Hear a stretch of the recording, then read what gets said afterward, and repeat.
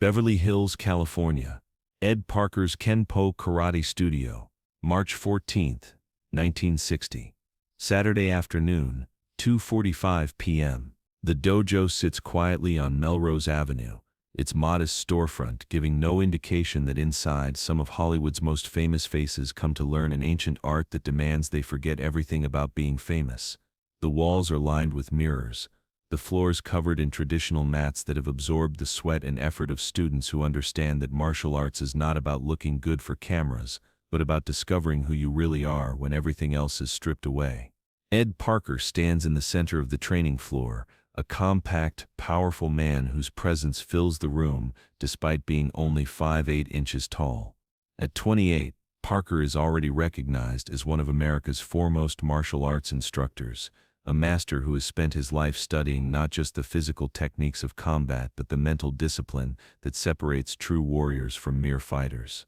Born in Honolulu, Hawaii, Parker grew up immersed in multiple martial arts traditions: Hawaiian Lua, Chinese Kung Fu, Japanese Karate.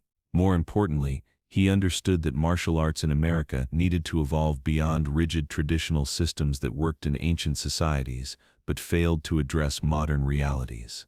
Parker's innovation was adapting classical martial arts for contemporary situations. Instead of teaching students to bow to wooden boards and practice forms with little practical application, Parker developed Kenpo, a system emphasizing efficiency, adaptability, and real-world effectiveness. But Parker's greatest insight was understanding that physical technique without mental discipline was worthless. He had seen students who could break boards but couldn't control their tempers, who could defeat sparring opponents but were defeated by their own egos in daily life. Parker's philosophy is simple. Martial arts is not about learning to hurt others but about learning to control yourself. In a world where violence is often the first solution to conflict, Parker teaches a different way: discipline, respect, inner strength, and the kind of confidence that comes not from knowing you can fight, but from knowing you don't need to. Today, Parker is expecting a new student, though this student is unlike any who has ever walked through his door.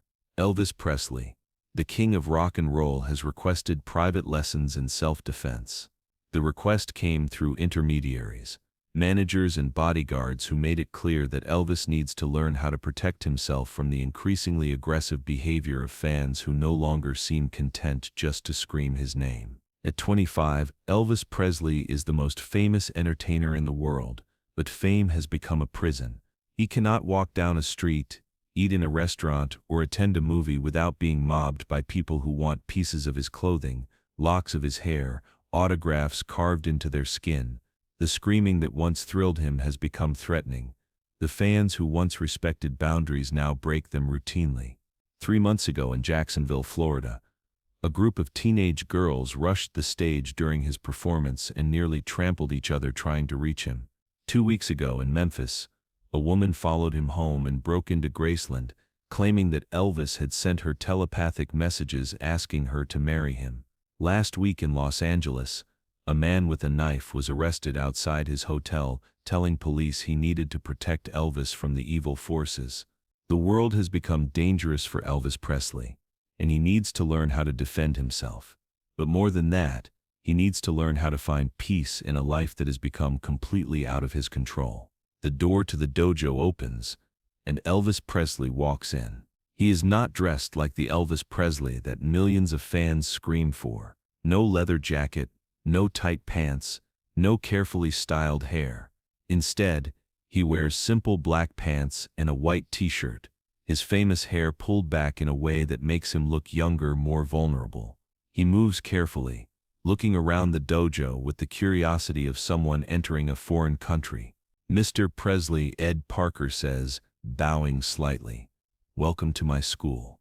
Elvis returns the bow awkwardly, unsure of the protocol. "Thank you for seeing me, Mr. Parker.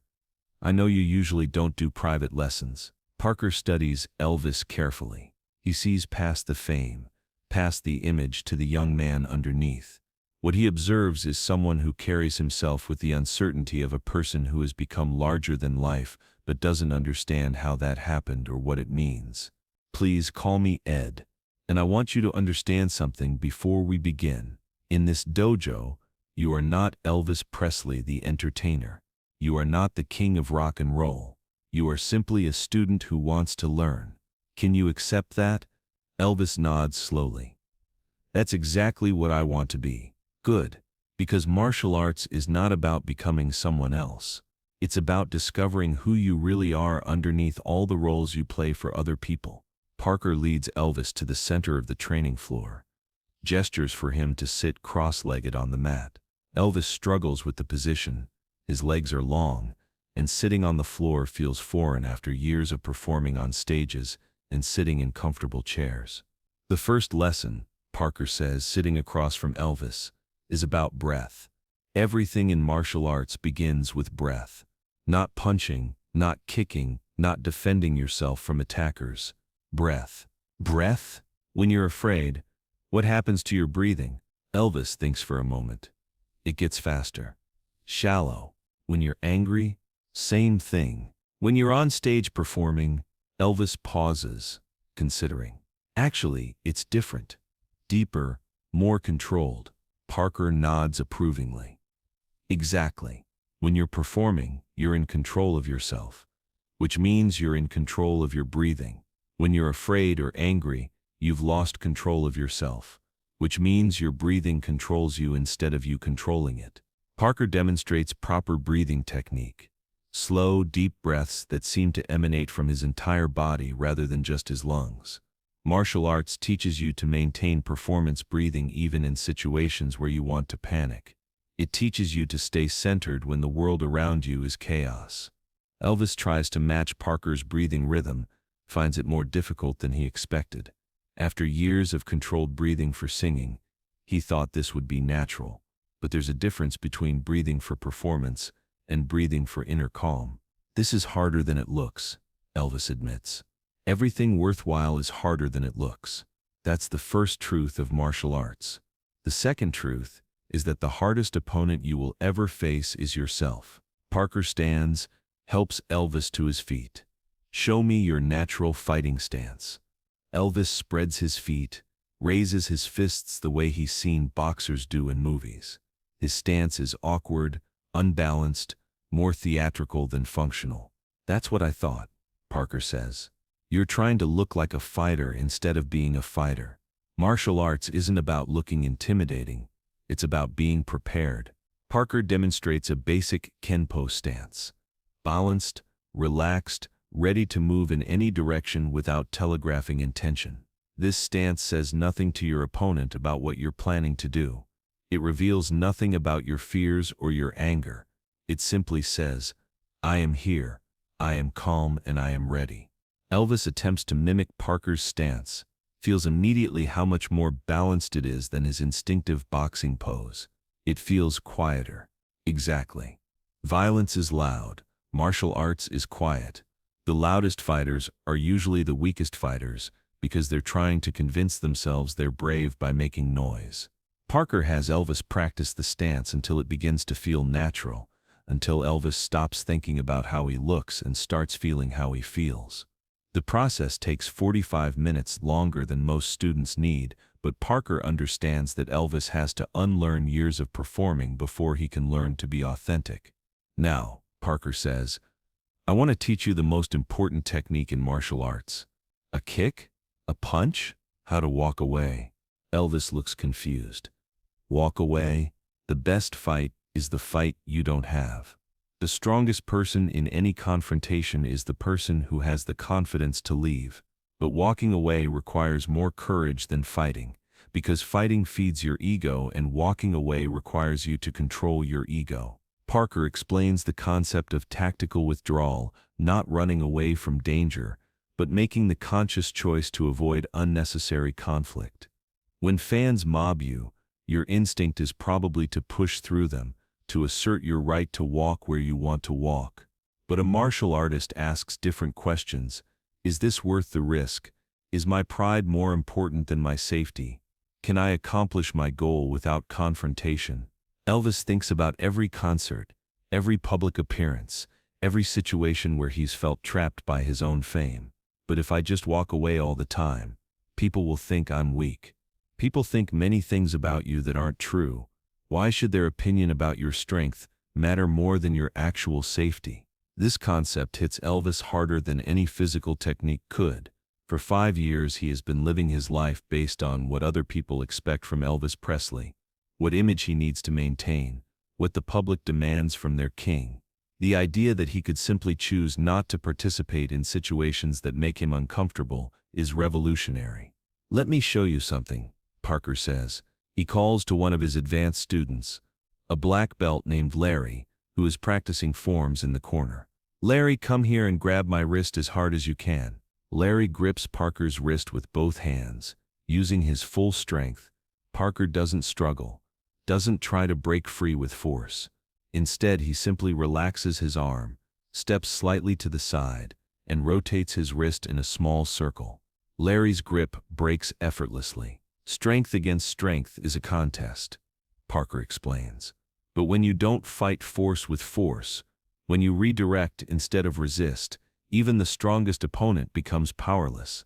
Parker has Elvis practice the wrist escape technique, but more importantly, he has Elvis practice the mindset. Don't think about overpowering Larry. Think about flowing like water around a rock. Water doesn't fight the rock. It finds the path of least resistance and keeps moving toward its goal. Elvis struggles with this concept initially. Years of being Elvis Presley have taught him to meet challenges head-on, to be bigger and louder and more commanding than whatever opposes him. The idea of yielding, of being soft when attacked, goes against every instinct his fame has developed. But gradually, something clicks. Elvis begins to understand that Parker isn't teaching him to be weak. He's teaching him to be water instead of stone, flexible instead of brittle, responsive instead of reactive. The hardest part of martial arts for famous people, Parker explains as they take a break, is learning that real power comes from not needing to prove you have power. Elvis sits on the mat, drinking water, thinking about every situation in his career where he felt the need to prove himself, to show that he belonged, to demonstrate that he was worthy of the attention he received. How long does it take to really learn this? That depends on how willing you are to be a beginner. Most people want to skip past the basic techniques and learn the advanced moves. But martial arts is built on foundation. If your foundation is weak, everything else will collapse. Parker explains his teaching philosophy: 6 months of basics before any advanced techniques, a year of mental training before any sparring, complete mastery of simple movements before learning complex combinations. I can teach you to throw a punch in 5 minutes, but teaching you to control the anger that makes you want to punch someone that takes years. Elvis nods, understanding that what Parker is offering is not just self-defense training, but complete personal reconstruction. "When can I start regular classes?" "You just did. Every Tuesday and Thursday, 3 p.m., for as long as it takes. But I need you to understand the commitment. This isn't about learning a few moves for your bodyguards to teach you. This is about changing how you think about yourself and how you react to the world." "What's the hardest part going to be?" Parker looks at Elvis seriously. Learning that Elvis Presley the performer is a character you play, not who you actually are. And learning that the person you actually are is strong enough to exist without the character. Over the next 3 hours, Parker introduces Elvis to basic Kenpo principles: balance, timing, distance, and flow. But more importantly, he begins teaching Elvis how to observe his own emotional reactions, how to notice when his ego is engaged, how to distinguish between confidence and arrogance. "Watch what happens to your breathing when I tell you that you're doing something wrong," Parker says, then criticizes Elvis's form. Immediately, Elvis's breathing becomes shallow, defensive. "Notice that?" Parker asks. "Your body reacted to criticism like it was a physical attack. That's your ego trying to protect itself. But your ego is not you. You can learn to hear criticism without your ego engaging, which means you can learn from correction instead of defending against it." This lesson continues throughout the session. Parker points out every time Elvis's ego flares up: menace, when he gets frustrated with a technique, when he compares himself to other students, when he worries about looking foolish. Each time, Parker brings Elvis's attention back to his breathing, back to the present moment, back to the simple goal of learning rather than performing. The most dangerous opponent you'll ever face, Parker explains as the session ends, is not some crazy fan or jealous rival. It's your own mind when it's controlled by ego instead of discipline. Elvis bows to Parker at the end of the lesson, and this time the bow feels natural, respectful, appropriate. Master Parker, can I ask you something personal? Of course. Do you think it's possible for someone like me, someone who's been famous since they were 20, to ever learn real humility? Parker considers the question carefully. Elvis, fame doesn't prevent humility, but it makes humility a choice instead of a circumstance. Poor people are forced to be humble by their situation. Rich and famous people have to choose humility despite their situation. That makes your humility, when you achieve it, more valuable than theirs. How will I know when I'm making progress? When you stop needing to be Elvis Presley all the time. When you can just be yourself, even if yourself is quieter and less impressive than the character you've been playing. As Elvis leaves the dojo, he feels different, not stronger in the way he expected when he came seeking self-defense training, but calmer, more centered, as if he has been carrying a weight he didn't know about until it was partially lifted. For the next 15 years, until his death in 1977, Elvis will continue training with Ed Parker. He will earn his black belt not through celebrity privilege, but through the same dedication and discipline required of every student. The journey will take 8 years, longer than most students, but Parker insists that Elvis master each level completely before advancing. Elvis will train twice a week, every week, unless he's touring or filming. During movie productions, Parker will fly to Hollywood sets to continue lessons. During Vegas residencies, Parker will conduct sessions in Elvis's hotel suite. The commitment becomes total, uncompromising, transformative. The physical changes will be obvious to anyone who observes Elvis during this period. His posture improves, becoming more centered and confident. His reflexes sharpen, and his body becomes leaner and stronger, celebrity comfort replaced by functional martial arts strength. But the mental transformation is more profound. Elvis will learn to meditate, spending an hour each morning in contemplation that helps him separate his personal identity from his professional persona. He will study Eastern philosophy and develop what Parker calls warrior's mind, the ability to remain calm regardless of external chaos. During concerts, Elvis will use Parker's breathing techniques to maintain energy. When fans become aggressive, he will employ de-escalation strategies. In business meetings, he will demonstrate quiet confidence that comes from inner strength rather than external validation. Elvis will incorporate martial arts philosophy into his daily life, using breathing techniques to calm himself before performances and meditation practices to find peace in the chaos of his career. He will become famous among his circle for his ability to diffuse tense situations with calm words rather than raised voices, for solving problems with patience rather than anger. The physical skills will serve him well too. In 1970, a disturbed fan will rush the stage during a Las Vegas performance, and Elvis will use a simple Kenpo redirection technique to control the situation without hurting anyone. In 1973, an overzealous security guard will grab Priscilla roughly, and Elvis will use a pressure point technique to stop the man without creating a scene. These incidents will be handled so smoothly that most people present won't even realize what happened. Most importantly, he will learn the difference between Elvis Presley the performer and Elvis Presley the human being. The performer is confident, commanding, larger than life. The human being is humble, curious, always learning. Martial arts will teach Elvis that real strength comes not from never being knocked down, but from always getting back up. Not from never being afraid, but from acting courageously despite fear.